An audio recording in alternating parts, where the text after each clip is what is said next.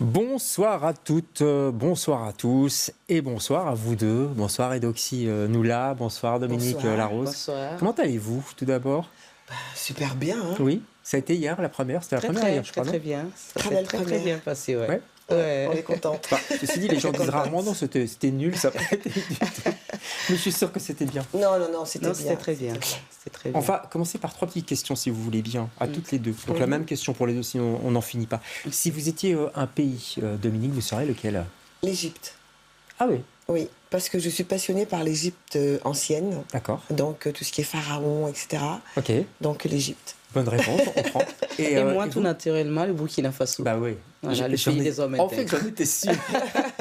Je ne doutais pas. Si vous étiez un sentiment. La bienveillance, je ne sais pas si c'est un sentiment. Ouais, si, c'est bien. Voilà, la bienveillance. C'est tellement précieux. Ouais. Et vous? L'amour. L'amour. Oui. Oh, on tape très haut, là. Et si vous étiez un combat? Un combat, celui de la faim, lutter pour, contre la faim dans le monde, ouais. La misère, parce que c'est compliqué. Et c'est marrant parce que la fin, c'est pas marrant du tout, mais la fin du monde, on n'en parle quasi plus. Hein. C'est occulté, je trouve. Voilà, on n'en parle pas beaucoup, plus beaucoup, mais il y a plein de gens qui sont effectivement qui souffrent. Bien sûr. Ouais. Avec toutes ces guerres oubliées comme le Soudan. Exactement, mais les guerres, exactement. Ouais. Et vous, un sentiment? Et moi, la persévérance. La persévérance comme combat, comme continuer. Ouais. Comme Harriet Tubman d'ailleurs, hein, vous êtes en scène, sur la scène pour l'instant toutes les deux du théâtre Océan Nord pour ce spectacle et vous êtes toutes les deux les invitées de LCR ce soir.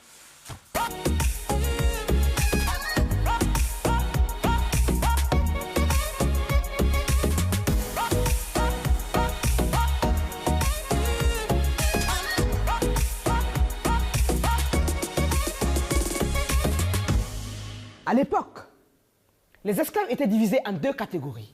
Il y avait ceux qui travaillaient dans les champs. On dit que ceux qui travaillaient dans les maisons avaient un peu plus de chance. Harriet Tubman, ça raconte l'histoire d'une femme qui a été esclavagisée. Mais moi, je ne pouvais pas attendre davantage. Mon impatience était tumultueuse, têtue. Alors j'ai décidé de partir, seul.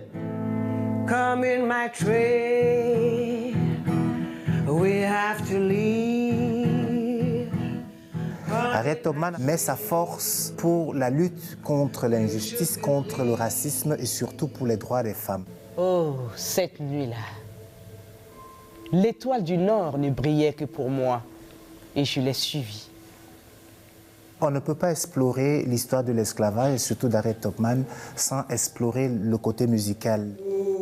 Elle chantait à l'entrée d'une plantation et ça se répercutait d'une plantation à l'autre. Les messages codés que les maîtres n'entendaient pas.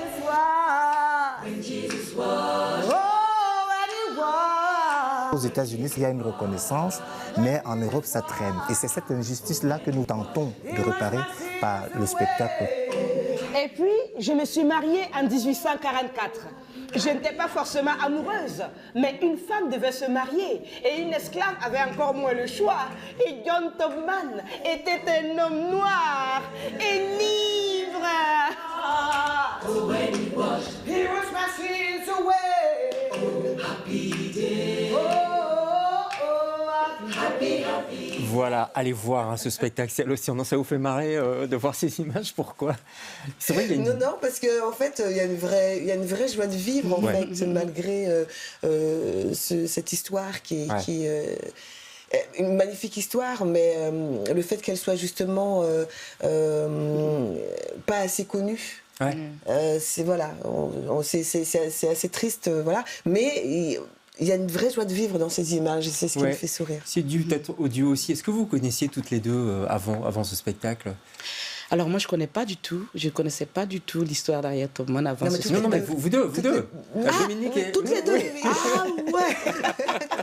On s'est bien rencontrés dans ce projet-là. Si, on s'est rencontrés. Dans le projet qu'on s'est rencontrés, on ne se connaissait pas. Ah, c'est dans ce projet, vous ne connaissiez pas? Non, on ne se connaissait pas du tout. Et alors, ça va, elle est sympa? Ouais, on s'entend très bien. Allez, une amitié est née.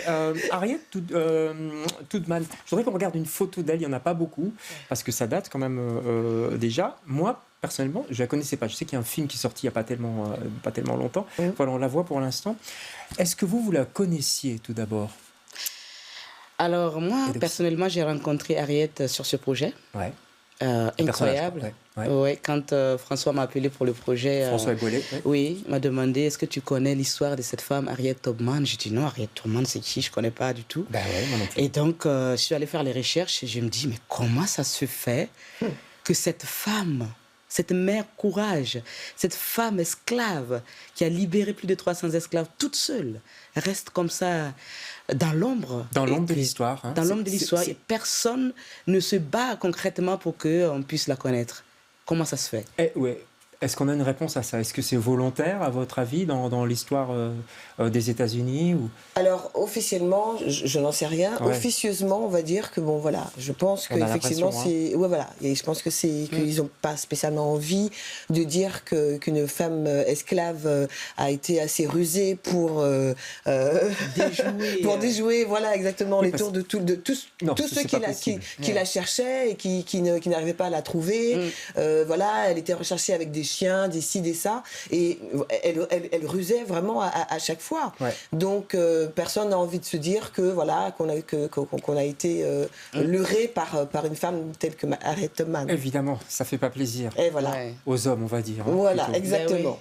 On dit les choses clairement. Comment on rentre dans la peau d'un personnage comme ça, justement, qui est un peu méconnu? Comment vous avez travaillé? Vous avez travaillé avec François Ebolé, le metteur en scène, mais voilà, comment vous l'avez incarné? Vous avez regardé des photos, Dites-nous. Oui, évidemment, on a regardé pas mal de photos, mais ici, l'idée, c'est vraiment convoquer l'âme. Ouais. Voilà, dans le corps de la femme que je suis, et afin de donner la parole pour qu'elle parle, elle raconte elle-même cette histoire-là. Elle dit, même dans le texte, elle dit me présenter à vous, c'est rendre justice aux miens et donner à entendre une autre histoire de l'Amérique et des États-Unis. Ouais. Donc, ça a été un travail assez énorme. Et oui, avec notre cher orchestre François Ebolé et ce texte de Penda Diouf aussi qui est important. Heureusement qu'il est là finalement, ce texte. Très fort et très poignant texte. Ouais. Qui est vraiment, elle a vraiment travaillé pour être à côté vraiment de cette femme, quoi. Ouais. Vraiment la représenter de manière profonde.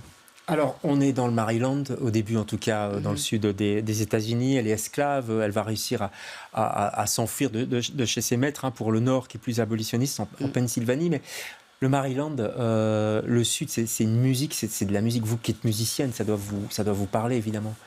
Bah, écoutez, oui, bien sûr. Il faut savoir que même si on n'a pas essayé effectivement de reproduire de copier, forcément voilà, la musique de cette région-là, mais en tout cas, on a essayé de mélanger. En tout cas, j'ai essayé de trouver des compositions qui mélangeaient un petit peu des styles différents. Ouais. Voilà, et puis on a quand même un blues, on a quelque chose de plus, on va dire, de plus groovant. Ouais, on a des choses. Oui, parce que ça bouge. Vous dansez d'ailleurs. Je ne savais pas que vous dansiez si bien. Enfin, tout de suite, je n'avais pas vu ça dans l'ex-suite.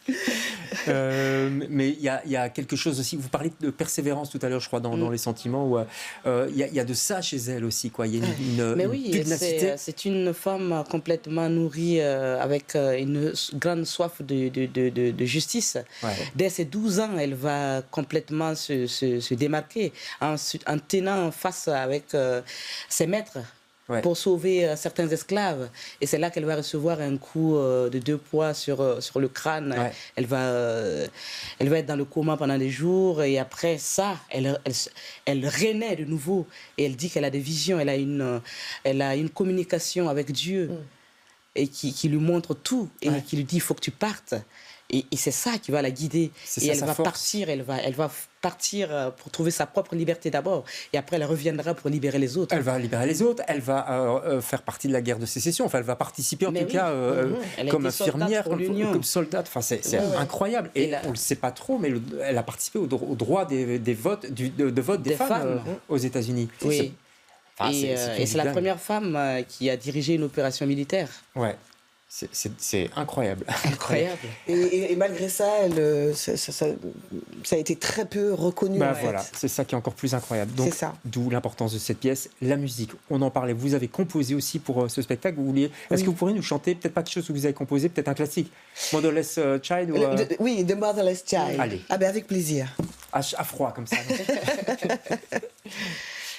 Sometimes I feel like a motherless child.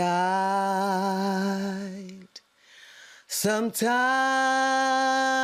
I feel like a motherless child. Sometimes I feel like a motherless child, far away from home. Waouh, comme c'est beau.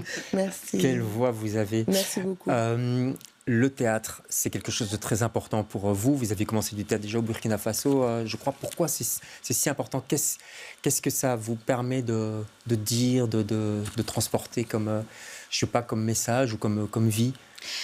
Ben, le théâtre, c'est toute votre vie, j'ai l'impression. Hein. Ouais, c'est l'endroit où je me retrouve. C'est l'endroit où j'ai rencontré une famille. C'est l'endroit où j'ai pu retrouver mon identité. Et le théâtre, c'est toute ma vie, quoi. Pourquoi vous avez pu retrouver votre identité? Ça veut dire quoi, cette phrase? Ça veut dire la question de famille, parce que la constitution d'une équipe de théâtre, ça part toujours sur une base de... On est une famille, on a un combat à faire ensemble. Allez, on va porter cette histoire ensemble. Et ça, c'est quelque chose que moi, depuis toute petite, j'ai toujours été en quête de ça. Donc, c'est là où je me retrouve, vraiment, en famille. Là où je beau métier du monde, avec la musique, bien entendu.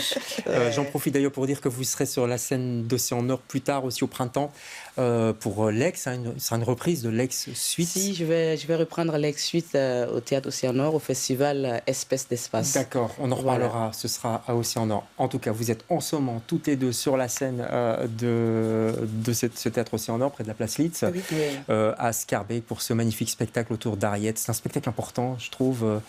Il faut aller le voir. Et puis, on s'amuse aussi. Enfin, il y a une énergie. On s'amuse beaucoup. Qu'on a bien senti sur le plateau. Merci à toutes les deux. C'est jusqu'au 25 janvier à Océan Nord, à Scarbeck. Merci. On se retrouve, nous, demain avec d'autres invités. Bonsoir. Merci beaucoup.